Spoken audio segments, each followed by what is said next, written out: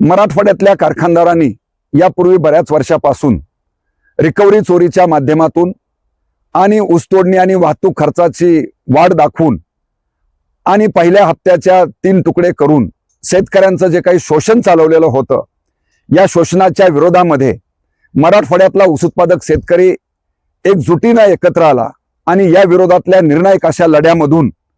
खरं म्हणजे पहिला हप्ता हा 2725 पासून ते 2962 रुपयापर्यंतचा पहिला हप्ता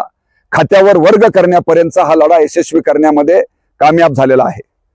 त्यासोबतच हा रेव्हेन्यू शेअरिंगच्या फॉर्म्युल्यामधून सुद्धा जे उत्पादन होईल त्यामधला सुद्धा कुणाची दुसरी जी काही मिळणारी रक्कम आहे ही सुद्धा मिळण्यासंदर्भातल्या करारामध्ये करून घेण्यामध्ये शेतकरी आंदोलन यशस्वी झालेला असताना मराठवाड्यामधले काही कारखाने मात्र अद्यापही जी परभणी मधली G7 शुगर गंगाखेड असेल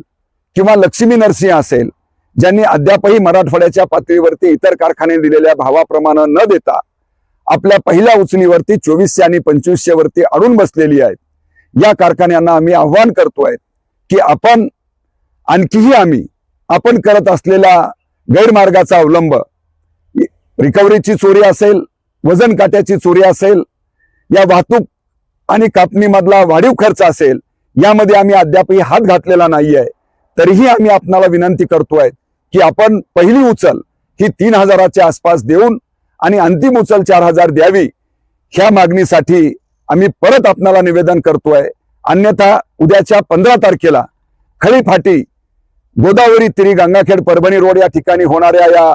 रस्ता रोको आंदोलनामध्ये ज्या मोठ्या संख्येने शेतकरी सहभागी होणार आहेत, सहभागी होण्याचं आव्हान आम्ही सोबत करतोय आणि कारखानदाराला आव्हान करतोय की या पुढची लढाई थांबवण्यासाठी आपण ताबडतोब उद्याच्या रस्ता रोकोचा